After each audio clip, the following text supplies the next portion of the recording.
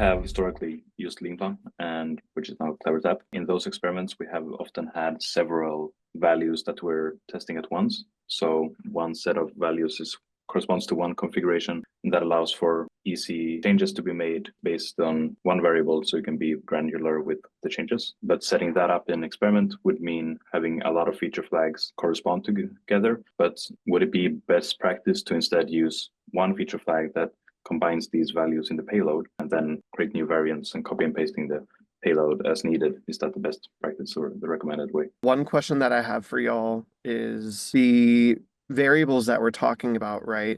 Is that something that you would expect feature flags to be keeping live for your product on an ongoing basis? Usually they are there during the development of a new feature and the evaluation of it. So there might be one controlling the variance of a small player while the other turns the whole feature on and off.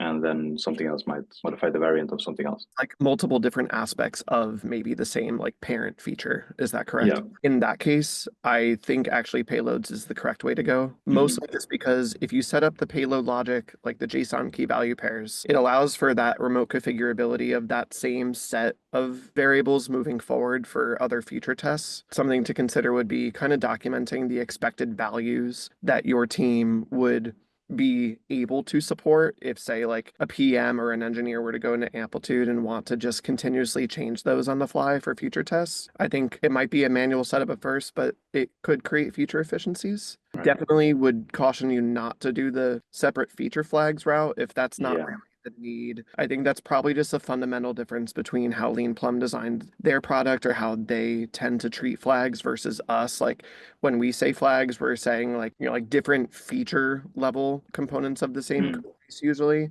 I think for testing purposes, the payload will be your better bet. That seems clear.